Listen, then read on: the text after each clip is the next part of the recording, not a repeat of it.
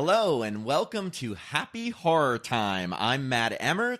And I'm Tam Murdoch. And we just changed it up. That's right. Matt, was that the first time you've ever done the intro? I feel like I did it one time and we giggled about it. I love to giggle. We giggled. Isn't the word giggle funny? You know what else I hate? You're like, let's just jump right in. What do you hate? I hate the word playful. Really? Yeah, like, oh my gosh, she's so playful. You would hate my job because for people who don't know, I work in advertising. I'm a copywriter and we're constantly talking about brands' tone of voice. And do you know how often, I usually hear it on the negative side. They'll be like, don't be playful. Don't be playful? Well, because, most brands want to be serious or at least Facts. taken seriously. Facts oriented. Yeah, so don't be playful, Tim. I don't like the word playful. You don't write. That's the word you don't like. I think the word. Oh, and this is what else I don't like, and I'm sure I've mentioned this on one of the 50 podcasts. I don't like when people say shoot the shit. I hate it. I've heard you say that you hate it because I think I've said shoot the shit. I don't like when people say bro or dude. Because you are a very, very homosexual man. No, I don't know if that has to do with homosexuality, but I just never bruh. No, and I shouldn't even say that because there's plenty of gay men like us who do say bro and dude, but I don't mind it so much if they're not, unless they're repeating it over. When a couple calls each other babe, like, hey babe. Hey babe. Hey babe, can you grab me a beer in the refrigerator? Sometimes Jacob and I say sweetheart.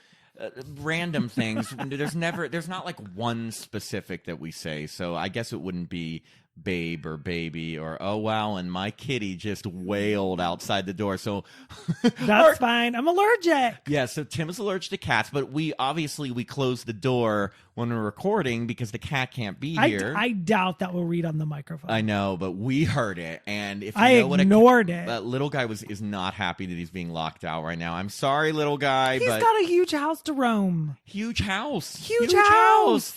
So, Tim, what's new with you?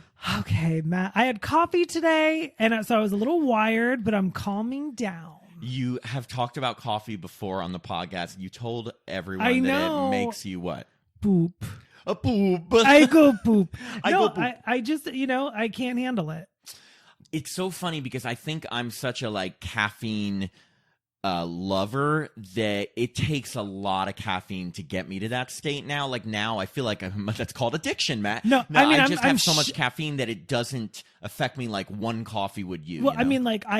It makes my hand shake. I'm a big weirdo. It's just caffeine. You're just not used to it because you don't drink coffee regularly. No. You don't drink energy drinks. You don't drink nothing. You drink strictly vodka. Right. All day. I'm drunk now. Yeah, I know. It was funny. It was funny because listening through our last episode when we you didn't even tell people we're in Palm Springs. You just were like, do you have a microphone? I did have a microphone, but you and Hiko just said, don't tell people we're in Palm Springs. No, we didn't. I know, that's a joke. Oh, I was like, what? No, but I do remember the last episode we did, when this comes out, it'll be 2 episodes ago because we have every other episode's an interview, but the last one we did was the movie reviews of the Fear Street trilogy with our good friend Hiko Mitsuzuka, and we were in Palm Springs and Tim had 5 White Claws, and Tim drunk is a sight worth seeing. Oh, thank you. Yeah, what about when I'm not drunk? As a friend worth dropping. Matt, stop being so playful. Oh, listen, you're gonna make me giggle. You know what? Let's shoot the shit. Oh, look, bro. What are you doing, bro? Dude, get real. Even the way you say it, I want to see you pretending to. I would love to see you just acting in a role where you're like, dude, what's going on? When I first moved here, I auditioned for straight roles, and it was and they were like, excuse me, what? They're like, please just get out. They're like, are you serious? They're like, your believability rate right now is 0 out of 10. They're like, next. Yeah, next. Your role. Oh, and I was on MTV's Next. So from that, speaking of random dating weird shows, did you hear about the new show on HBO Max, F-Boys? Yes, Too Hot to Handle. Too Cold to Hold. Call the Ghostbusters, and they're in control. If you know that reference, you're as old as us. That's right.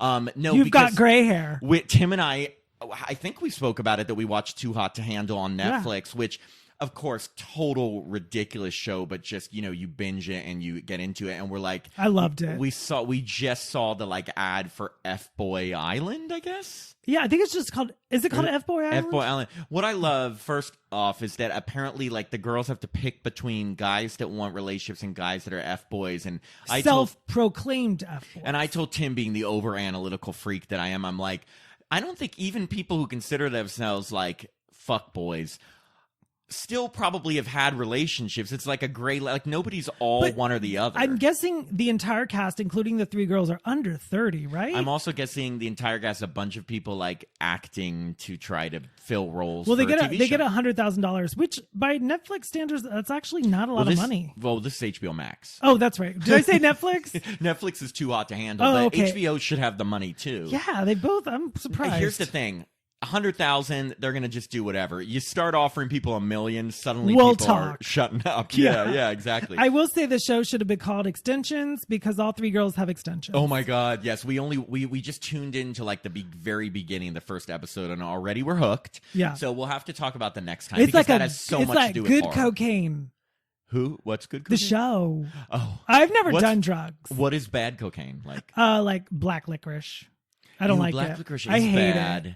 I like red licorice. Do you know my mom likes black licorice? That my dad likes it too. Ew, we should hook them up. We should be like Phyllis, Jim. Phyllis and Jim. Well, our listeners have heard Phyllis and Darlene. I don't think Darlene would be too happy if Jim was getting with Phyllis. Well, you know what? This is and my mom listens to the podcast. They're in their 70s. Sorry, Mom. They need to mix it up. Oh, yes. Definitely your 70s is the time to start swinging. Right. That's what I plan on it. 100%. Well, anyway, the movies for today, I was like, okay, we got the small talk in. No, the movies that we are discussing today, one was a theatrical release, and I think we're going to start with that, right? Yeah, let's do it to it. And Tim, I want you to introduce the title because it would be the title of your memoir. Oh, Old. It is M. Night Shyamalan's Old. Now, if you know M. Night Shyamalan, Shyamalan. Whoa, you can't even say it. He's been very hit or miss over the last couple decades, with probably erring more on the miss side. Yeah, I enjoyed The Village, and I know there was you another did? one. I did, yeah. The Village is literally my least favorite M. Night Shyamalan Even with Judy movie. Greer? Isn't Judy Greer in it? You mean Kara Strode? Mm-hmm. Not Kara. Oh wait, Kara Strode's in Halloween 6. Oh my God, why am I forgetting her name? Oh, Matt. Oh my God, if we were in Lori a Halloween... Allison, and why am I forgetting her name? My daughter is. Here, I'll look it up. Oh my God, that's embarrassing. I'm a huge Halloween fanatic, and I just totally blanked. But anyway, The Village is my least favorite. My 2 favorite M. Night Shyamalan movies are Sixth Sense, which, big surprise, everyone's favorite, and I actually loved The Visit, the one with the grandparents. That one. Oh, I did too. Really her name was good. Karen. Karen, that's what I said, because Karen, very close. Yes. Okay, so I'm not going to take away my number 1 fan card yet. I'll take it away. What are your favorite M. Night Shyamalan movies other than The Village? I liked The Village, and did you say The Sixth Sense? Oh yeah. Oh, and there was one more that you said, because I was looking up Judy Greer. The Visit. Oh, I did like The Visit. So you're just going to take my selections. Yeah, but I can say I was bored during Unbreakable. I didn't particularly like Split. And what was the other one? Glass something? I think, God, just give me one-word titles. He did do Devil, which I'd put somewhere in the middle. I love Devil. Oh, Signs. I love so Devil. You liked Wait, everything. Was M. Night Shyamalan's Devil? He produced... I don't know if he wrote and directed. We don't have this kind of time. I mean, we didn't have that much time. But anyway... Everyone who, they've been really pushing this movie, I think, because there aren't a ton of theatrical releases. I love the poster. Yeah. So, okay, let me just give you the concept, the synopsis? Well, actually, we'll just start right in there. It involves a family of 4. Mom and dad, it's obvious, are having some problems and are talking about possibly splitting up after this vacation. And they have 2 young kids. Not even going to try to remember all their names. But you inform me that the dad is played by Gael Garcia Bernal, who was in Y Tu Mama Tambien. Yes, but I am so glad you said that. I recognized him immediately, but nice little body. I know we're not critiquing his body, but a cutie and a half. I mean, let's be honest. He's even however old he is now, just as cute. Yes, very much. I did not recognize the mom, but apparently the kid, the son, when he gets older, is played by the guy who was in Hereditary. I didn't even know that. Oh, okay. Yeah. And then There was other. So, did you already say the synopsis? Oh no, I just like there. So they go to this vacation to this beautiful, beautiful island, and they get a special trip. Yes, they get and they get this like special cocktails, and these are where I'm only giving these details because they will come into play. Special cocktails, and then they're invited by like the owner of the resort to visit this private, beautiful beach, and they go with like a group of other people. And I think my favorite part, Tim, I don't know what you thought of this, is that first off, M. Night Shyamalan plays like the tour guide. And he drops them off and like literally says, "Oh yeah, the beach is down that way. Like have fun." And they're carry like these huge, heavy baskets of food. They were like, "Why are these baskets so heavy?" And they're like, "Kids eat a lot." But my favorite part was that the tour guide isn't going to take them to the beach. And I'm sorry, but whenever your tour guide's like, "Hey, just go yourself," something's wrong. That's a red flag. Red flag. But anyway, so they walk through this like canyon and they arrive on this beautiful, beautiful beach. And there's someone else there, a rapper with probably my favorite rapper name of all time, Midsize Sedan. Is that right? Yes, that is right. And then before that, they show Midsize Sedan just watching a beautiful blonde woman just get naked and go into the water and never come back. You're totally right. Sorry, I forgot That's that. Okay. That was like the opening. Yes, girl gets naked. You only see butt because it's PG-13. I think there was some side boob. Side boob. My favorite type of boob, side boob. Yeah, and she jumps into water and you don't see her, which, of course, anyone watching a horror movie, you know something happened. Yeah. So they get to this island and they're like, oh, it's beautiful, blah, blah, blah. Immediately, I think the first thing they realize is the little kid, the main little son, comes across the dead, drowned body of that beautiful woman.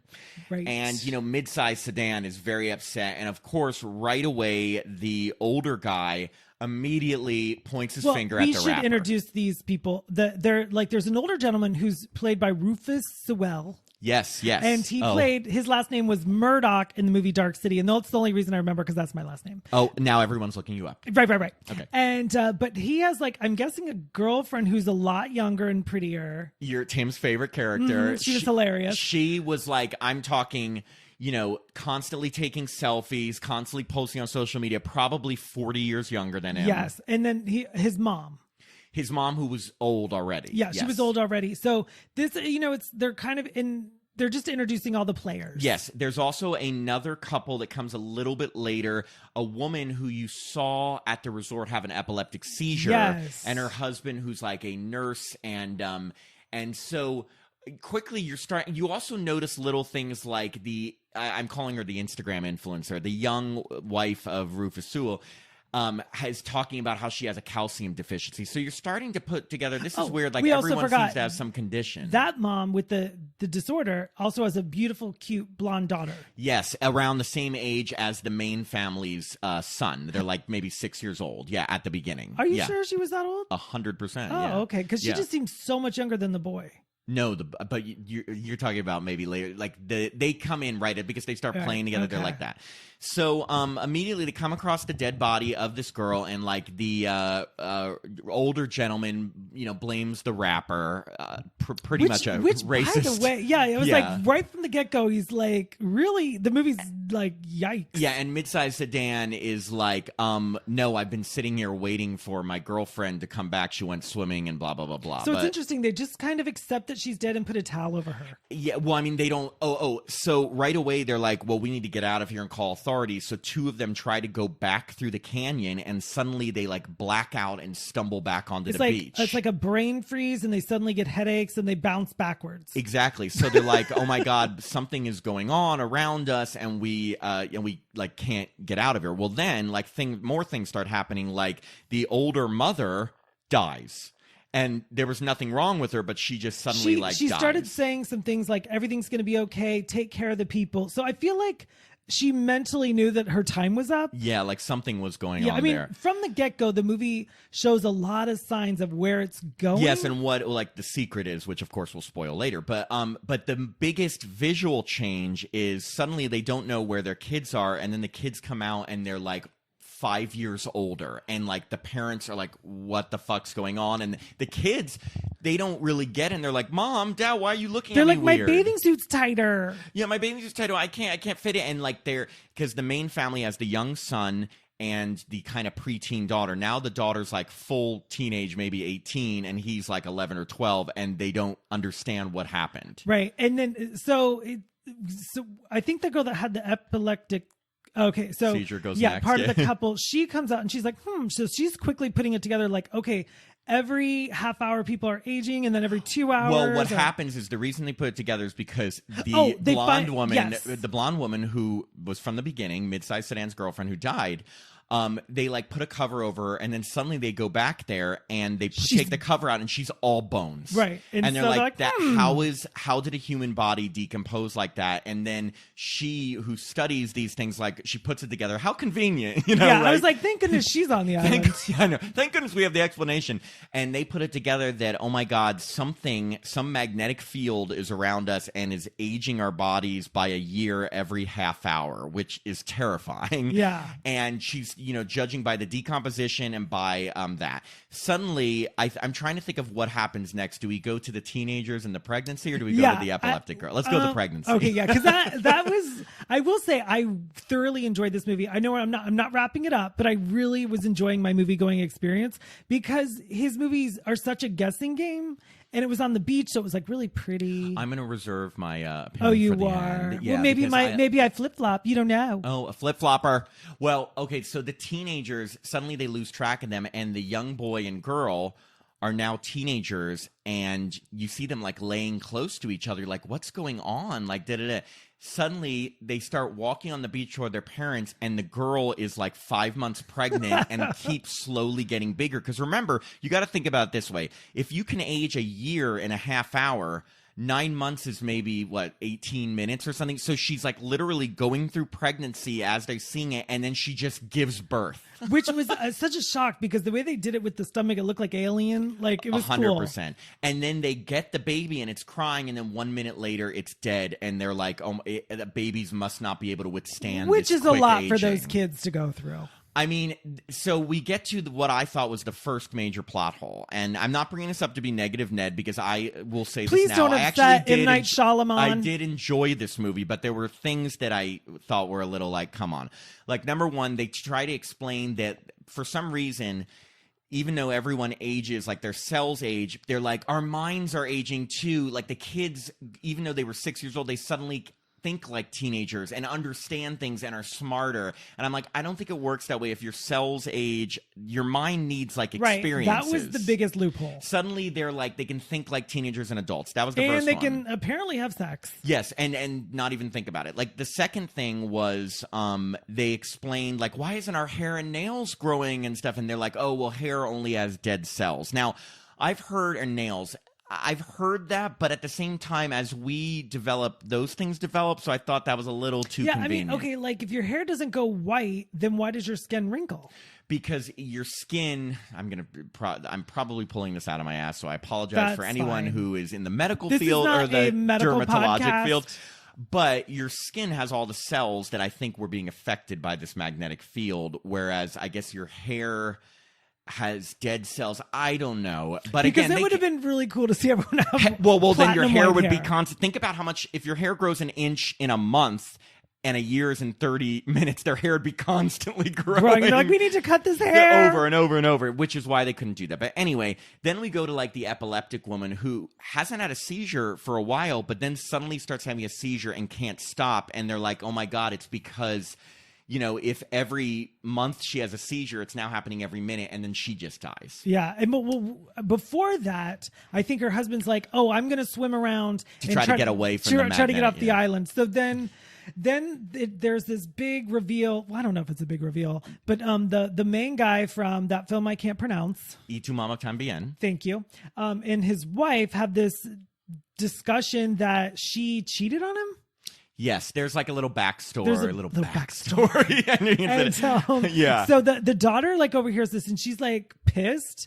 So she decides to go swimming. And then she finds the poor guy dead in the water, which is apparently what happened to the blonde side boob from the beginning. Right. We'll call her side boob. Right. Anyway, so people are dropping like flies. And then there's one scene which is sort of traumatic because the teenage girl who gave birth is like, well, if we can't get out by swimming. We can't get out by walking through the canyon. I'm going to try to climb over it. This actually was so suspenseful for me. It was because they're trying to convince her, no, when you hit past the magnetic field, you're going to black out and fall. You're going to fall. You're going to fall. She doesn't listen. Right. She climbs. She falls. Right. And I knew that her demise, is that a word? Yeah. I knew that it was going to be bad. Like, I knew that this was not going to end well for her. I knew it was going to get down to the final four, I guess, which is the main family. But we do have to talk about the influencer's death because that was fucking straight comedy. So when they're trying, her husband, the doctor, is completely losing his mind, stabbing people. Oh, yes. He stabs. We forgot to say, he loses his mind. You find out he had a mental disorder, which caused him, he went crazy and stabbed mid-size sedan to death. I call that racism. But it was blatant. I call that a hate crime, yes, not a mental absolutely disorder. Was. Yeah. We forgot about the best scene in the movie when the mom had a tumor. Oh my God! Yes, the mom had a tumor, and there's so many things. It's so hard to so many things summarize. Happen in such a small amount of time. They literally take a tumor out of the mom. And it's growing as they're taking it out because things are progressing so much, and then suddenly she feels better. Of course, no infections. The tumor was the size of like a volleyball. It was humongous because it just kept growing. Yet there were so many things that were. You have to suspend a little disbelief in here. Like, I left my brain at the door. Well, and I get, obviously, you have to suspend disbelief just to believe that people can age this fast in a certain place. But, like, there were some things that were crazy. Like, the influencer, if you remember, she had the calcium deficiency, and she became like the Hunchback of Notre Dame. And she starts trying to move her arms and bones a weird way, and she's cracking them. And then because life is progressing so quickly, they instantly heal in the wrong direction. So she becomes like a walking, almost like someone from one of those supernatural horror movies. Yeah, it was so ridiculous. And so the two young kids, they're now older. They're now but they're old. They go into the cave, and like she's walking towards them. She picks up a rock to throw at them, but instead she drops it on herself, and she's just a mess. And like her back instantly heals wrong. Then she falls on her leg, and her leg instantly heals wrong. Then like literally every bone is cracking. And again, I know this probably sounds horribly insensitive, but most of the theater was laughing. Yeah, well, I think she was I don't want to say a comedic character, but like just a privileged, sort of. And like that's the thing. She was a very privileged, like obviously. I don't know if it was very jokey, yes, but it was like, jokey. Look at this horrible person. Something horrible is going to happen to her. So laugh. Yeah.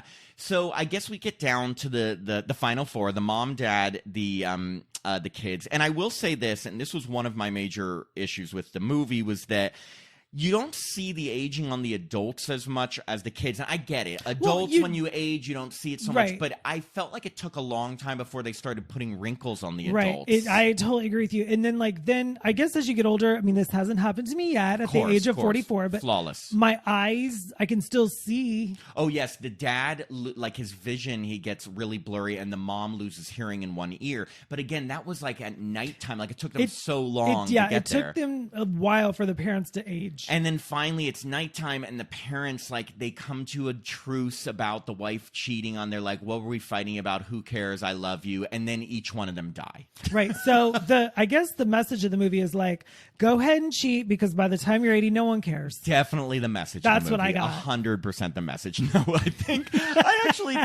think it's kind of like, don't sweat the small stuff. Right. Like life is like too an affair. Short. Like if you're on an island and you only have a few hours, don't fucking argue over dumb stuff. Right. You like how I put an F word in there, Tim? I don't appreciate it, you F-boy island. F-boy, I am on F-boy island. No, so it gets down to, so it comes to the next morning, and now the son and daughter are like in their 40s and 50s, like they're middle-aged. Yeah. And finally, it's like suddenly, it's been all night, they had to think about it, but they're like, hey, remember how one thing we forgot to mention is that when the boy was a little kid and the day before he made friends with the owner of the island's nephew who gave him this little like puzzle code thing that said like, my uncle hates the coral. And so he puts it together. Hey, maybe there's something with the coral he doesn't want people to go through. There's probably a passageway through that. Let's swim out there and try it. And before that, they were making sandcastles. Oh, yeah, that was random. Oh, my. Well, they're probably like, we don't have much time left. Right. Let's make a sandcastle. Let's make a sandcastle, I guess. They swim to the coral. They see like a hole through the coral, but the girl gets like stuck on the coral. What's that called when you're bathing suit? Like a calf can? A sarong. A thong? A thong. Yeah. She gets stuck, and he's trying to break her free, and then it like cuts, and you're like, did they drown? What happened? So then they cut to the creator of this whole fiasco, Mr. M. Night Shyamalan. And well, then they cut to the island, and you see the big reveal of what the secret is and what they're doing on it. And do you want me to attempt to tackle this? Yes. Okay, and then you correct me along the way. Okay. So basically, how our podcast runs. Right. So it's a place apparently at this island. Your age is sped up. Good start. Okay. And so everything is set up. Like everyone that's there has some kind of, I don't want to say disability. What's the word I'm looking for? Some kind of condition. Thank you. And so it's a testing place for all these conditions. Like that one girl had epilepsy. Mm-hmm. And so they're trying. So apparently she went 16 years without having friggin'. Okay. You're like 50% there. I can't pronounce that huge word. Basically, it's a bunch of scientists that are testing different medications and all of those cocktails. But a rapid rate. Well, they're testing them. They're giving these people cocktails unknowingly.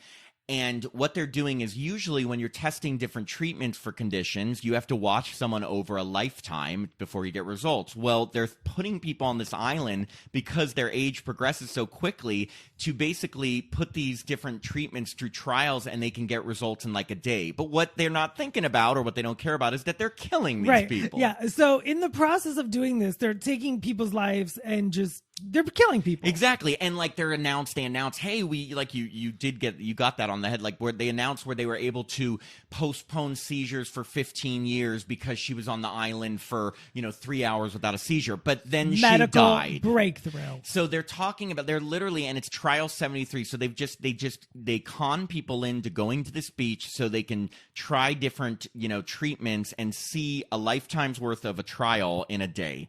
So awful. Yeah, it's pretty terrible. But I mean, like as a viewer, I totally enjoyed it. I mean, I thought that was inventive. It was cool. It was different. But anyway, the big climactic ending. So then they cut to the two survivors. They got through the coral, and then they went back to the island where they're setting up more and more families to go back to this island.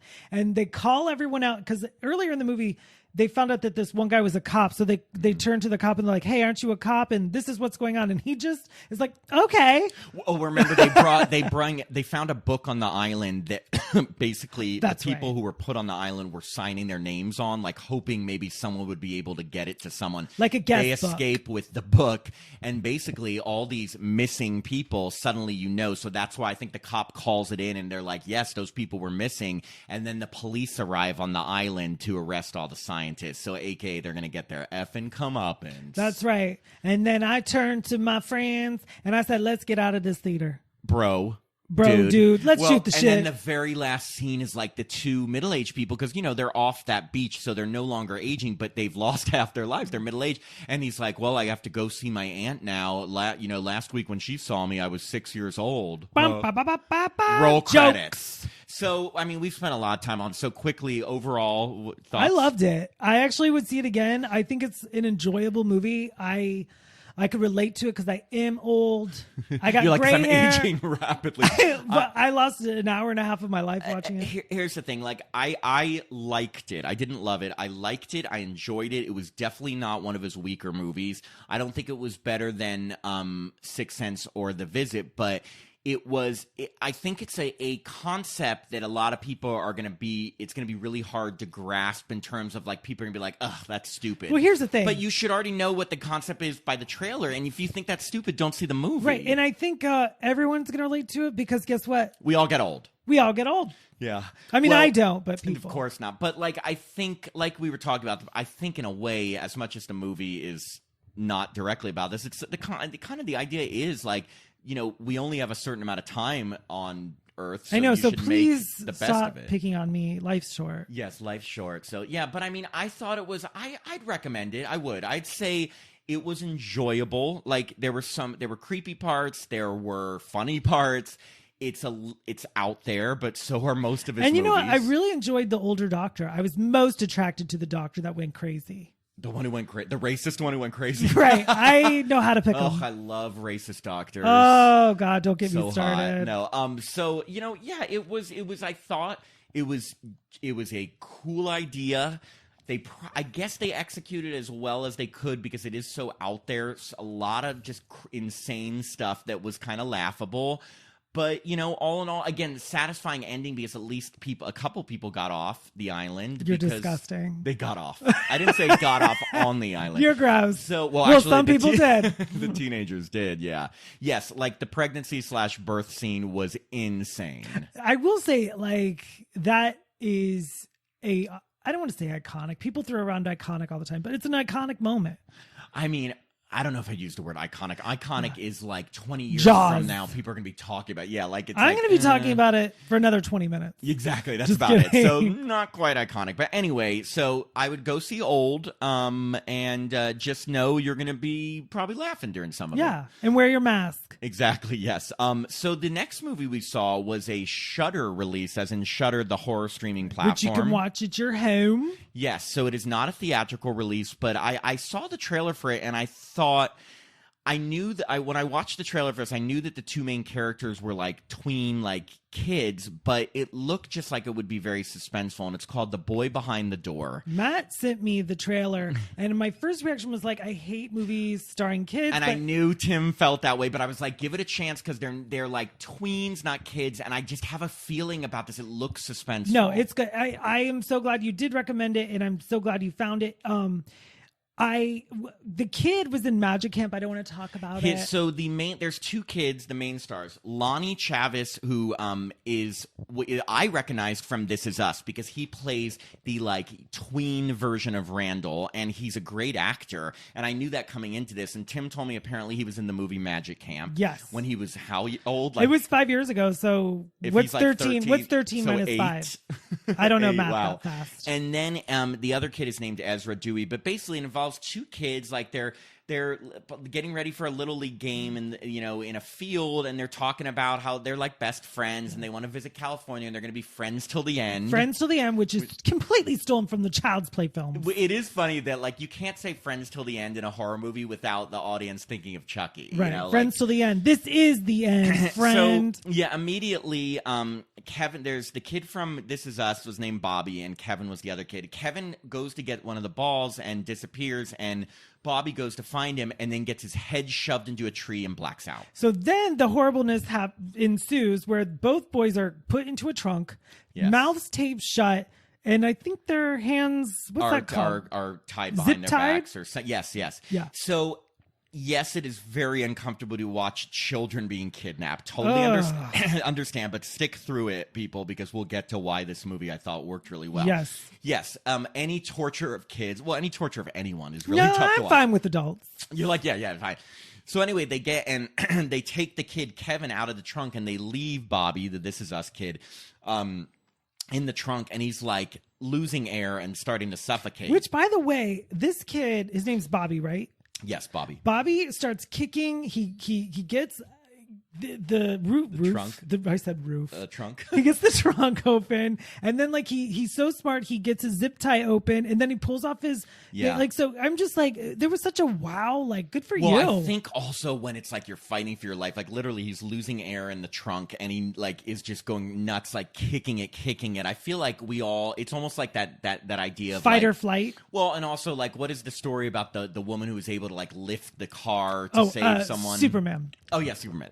Well, it's like when you like the adrenaline's going and everything's, you're gonna have more strength or well, the car was also a piece of crap. Car was a piece of crap. But anyway, he gets out of the car, and at first he wants to just run away and get away because he's kidnapped, but he literally hears his friend like screaming for help. Kevin! And he knows that, and that's where I turned to Tim and said, Tim, if I were kidnapped screaming in a house and you had a chance to get away or come back and help me, what would you do? I gotta go. And Tim was like, goodbye. I got things to do. You're slowing me down. Well, luckily Bobby is different than Tim because Bobby turns back and is like, he cannot leave his friend. And I would hope most people would do that. 13-year-olds, I don't know if they'd be a little more selfish, but he goes back because he's like, I cannot leave my friend. Well, I mean, like he just said, "You're my friend till the end." Yeah, Chucky, you're my friend till the end. So it's like, there's no way. I mean, he can't just leave his friend because he knows that like he's in the middle of nowhere and like he doesn't know where he is. And anyway, so the movie's like picks up where he gets inside the house. Yes, and then it has like a series of building up the what's that called? Suspense. Thank you. And it's like it's really, really building the tension as he's lurking around the house, and you can hear his friend crying, and you can also hear another man like, "Stop crying." Yeah, you Stop hear crying. a man, and you see he like look through a keyhole, and he sees because his hence the title, "The Boy Behind the Door." His friend is locked behind a door.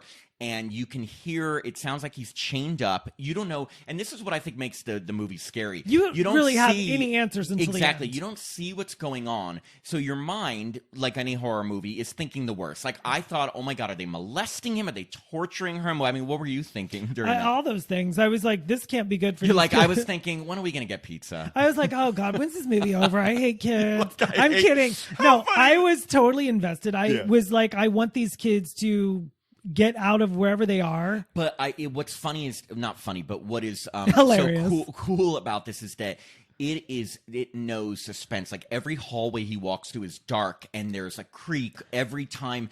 Like the kidnappers, you don't know where they are. Finally, you see one of them leaves. The other one, you finally see his face, and it's like a kind of creepy looking guy, and he sees that Bobby is in the house. So he goes, like, I'm not going to hurt you. Let's Which just everyone talk. is going to hurt you, says. Yeah, I'm not going to hurt you. Let's talk. Yeah. So then he throws water on him. Bobby throws water on him. He First, thinks it's he opens boiling the closet water, door. He hits him. Then they're a little more talking. He throws cold water on him, and then he slips on that water, hits his head. The kidnapper, yes. And then he has got a huge butcher knife. So when he like kind of wakes up, he goes right into the knife. Well, but let's make sure we say who goes into the knife. Bobby doesn't like. Bobby's holding the knife. Yeah. The kidnapper slips on the water, hits his head, and is like knocked out. And so it just so happens like Bobby, just to protect himself, is holding the knife. And when the kidnapper lurches up from being knocked out, literally right into the knife. Right. Conveniently. I was like, phew. Well, it's convenient because then the kidnapper dies and you're like, ugh, now he can get his friend. Like, you knew there was someone else who drove away, but like, who knows if that person's going to come back. But then you realize you're only about 20 minutes in the movie and it's an hour and a half long. I did make Matt stop it to say, like, how much longer is this? Because no joke, I don't like to watch kids in what's the word? Turmoil? Turmoil, not turmoil. Yeah. Turmoil? Yeah, that's correct. Okay, I'm just making sure I'm throwing out big words. Oh, Purell. Peril. I don't like to get. I don't want kids to use Purell. Not now. Yes. No. So I was like, I get it. It's very uncomfortable to watch kids like screaming and upset, but at the same time, like. We still had an hour to go. Yes, it's still an hour to go. So you knew that like this wasn't going to be easy. And in fact, Bobby goes back and he can't find the key to get his friend out of this door behind the door. But then he finds a phone. He finds it's kind of hilarious because he finds like an old rotary phone. That's my first thought. I looked at Tim and I was like, I get that the kids don't have cell phones, but like now that he's killed one of the attackers, get his cell phone to call 911. No, they find a rotary phone. He hooks it up. His friend has to like literally. He's like, oh, I've seen one of those on TV. So it is kind of funny. We were confused about what decade it was in, but there was one clue that gave it away. When he went outside to try to get a car, there was a bumper sticker on the car that said "Make America Great Again," which was so funny because I was like, wow, this filmmaker is really taken like a jab at Trump supporters, because literally it's on the car of the kidnappers. Like, and it wasn't even subtle. It was like there's huge. Like literally zoomed in shot of the bumper sticker, and it says "Make America Great Again." And then when the kid turns on the radio, it's like a very conservative talk station. Like the radio host is saying, "They're coming for our guns. They're coming for this." And I was like, wow, like, not to get, I don't want to get political. Please don't. I found that hilarious, but too. I also.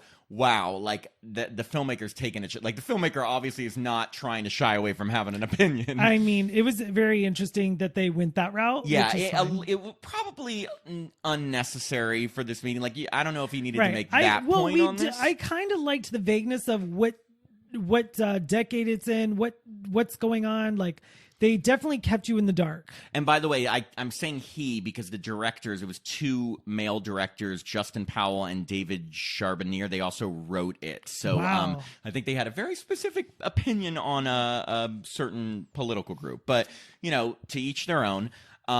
With that said, he's looking for the keys, trying to get out, and then the other kidnapper comes home. Which is such a twist. Because it is a twist. They show the kid is under the bed, Bobby, and the person is taking off their shoes, and they go take a shower, and you see like their legs. And here's the best part: is that Tim looks over to me. He's like, "Oh, I think it's a woman." I was like, "No.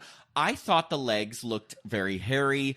I thought they looked just more like male legs. And Tim's like, no, I really think it's a woman. I'm like, because I'm like thinking women don't kidnap I know kids. my lady feet. No, which is not true because women do. All people do. Some people do. Right. Women can be kidnappers too. And, well, of course, women can be villains. Women can be everything. But like, I guess I just thought I heard the voice and I thought it was a male voice. But anyway, the second attacker realizes that Bobby is now starts chasing after him. There's a very Shining-like scene where the second attacker is using an axe to axe through the door. Which is so Shining. I mean, Shining. It couldn't have been more Shining if the person had not said, "Here's Johnny." Right. I actually wish she would have said that. Yes, and which is funny, because there's a big reveal because the kid had used the rotary phone to call 911, and they were able to send a cop over. The cop found the house and goes to talk to it, and right when the door opens, it is a woman. And not just any woman. It is the actress from, if everybody remembers True Blood, she played one of the bad vampires. Her name's Kristen Bauer Van Straten, and she... I'm going to look up right now who she played on True Blood, because she was funny on True Blood, like in an evil way. She... on True Blood, she played Pam de Beaufort. Yeah, she played Pam. And if you know Pam, she was kind of funny. She was sexy. She was evil. Watch the show? Yes, I did. I never watched one episode, and I should, because I guess it's full of sexy vampires, right? Yes, and it was good. It's been a while since I even thought about True Blood, but anyway, she like lies to the cop. And then, she turns on the TV so loud, she steps away for 2 seconds. And the cop's like, "What? This lady's nuts." Yes. So he goes inside the house. And speaking of Shining again, oh, this is such a blatant ripoff from The Shining. Second Shining ripoff. So, if anyone that's ever seen the 1980 version of The Shining, so the guy that goes all the way to the what hotel is it called? Outlook. The Overlook. The Outlook Hotel. So he gets there and he just gets an axe immediately in his stomach. It and is the such same thing the happens. Same, literally axe through the door. These had to be fans of The Shining. I would love Which to. is fine. I enjoyed article. their homages. I actually feel like now talking about it, that couldn't have been by accident. There's obviously this is an homage. Those scenes were homages. Homage. Yes, they were not homages because I don't think there were any gay characters in this film. We don't. That cop could have been gay. We'll never know. You are correct. You're right. Actually, he could have been. He was cute. Actually, I know. I was hoping he'd be in it longer than 5 minutes. So the kid is like, "Oh my God," screaming, and then runs away. The woman is trying to shoot him, and ends up shooting poor Bobby in the calf. Well, before that, he handcuffs her to a pipe. No, I thought that was later. Yeah, because it was later because then she's because then that's when she has the gun. She oh, shoots you're right. from, You're right. Yeah. Okay, they do get in a scuffle, and yes, and she ends up shooting him in the calf because Bobby takes the baton from the police officer and whaps her over the head. Yes, they have a big fight. He handcuffs her to a pipe.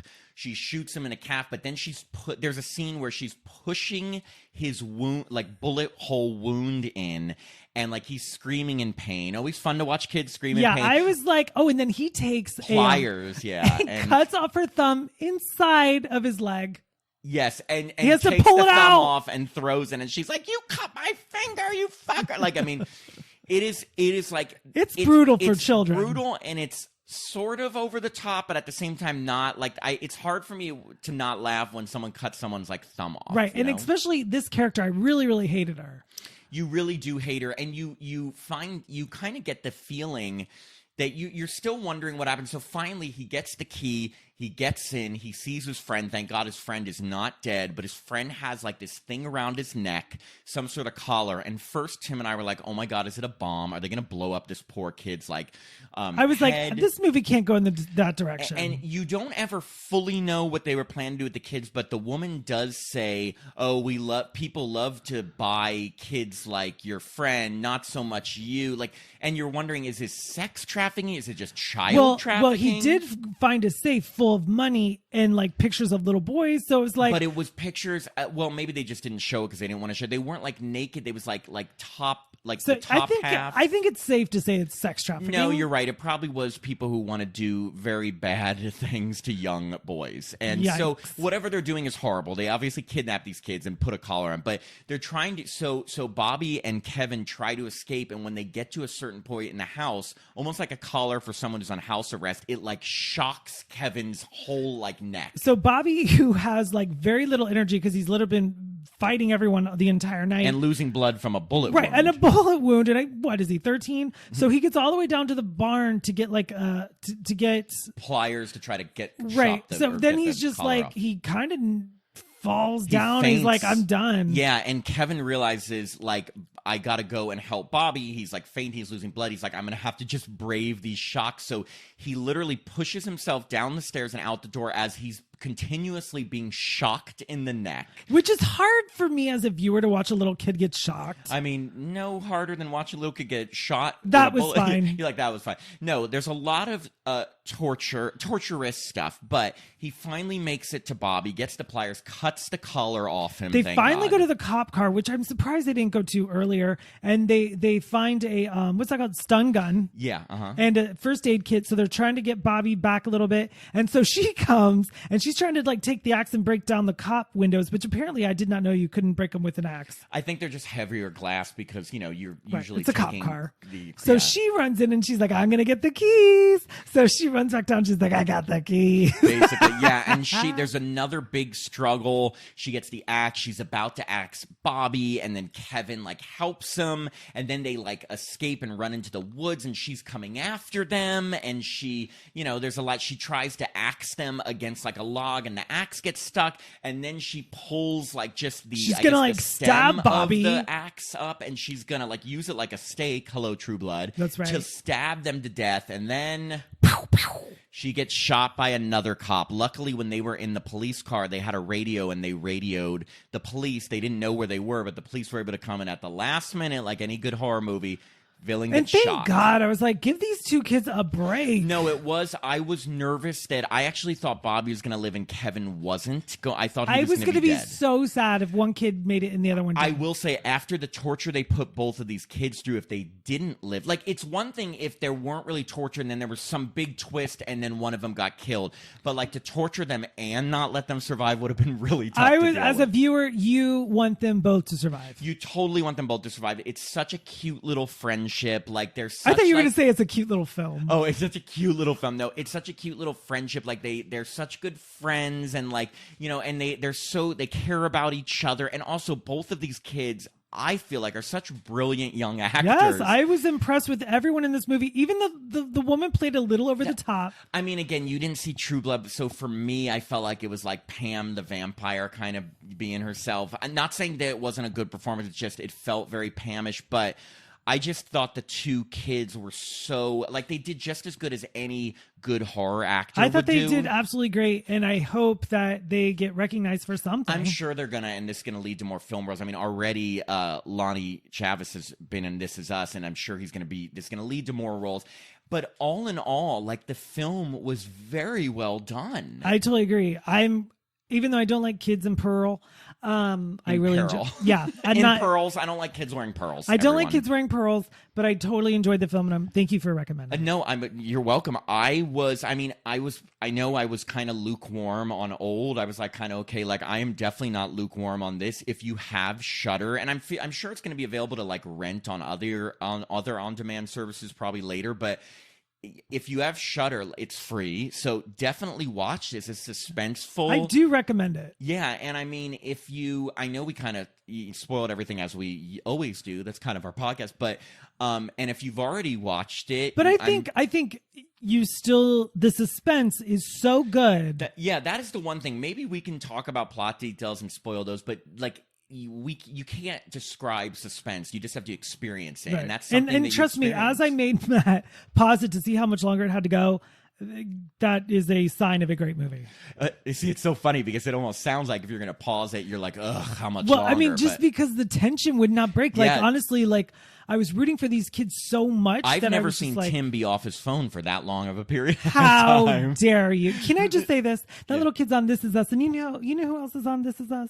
Who? Justin Hartley. Yes, hot Justin Hartley, who you look nothing like. Well, you know what? Your friend begs to differ. Okay. Genius. That is true. I have a good friend who thought that Tim looked like Justin I'm Hartley. going to bring it up in every episode. I think you should. I just was really impressed. Like, kudos to the filmmakers. I thought it was written well. I thought like it was a poignant friendship. I thought it was a suspenseful like plot. I thought it was well shot. I thought there was enough violence to make it horror, but it wasn't over the top. You know, it's uncomfortable at some points, but so are movies.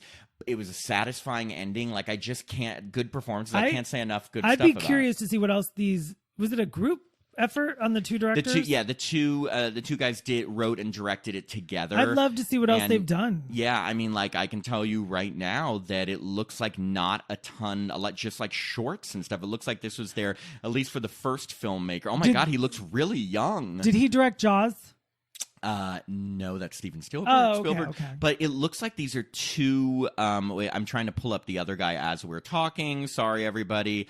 Yeah, it looks like. Oh no, he's done a lot. Well, oh no, he's done a ton of editing. Oh. But he only has no. This is a first feature film directing and writing attempt. By they say that is really amazing. Then I've got a major kudos to both of these, the directors and the writers. Like they well done. Well, they say that a movie's made in the editing room.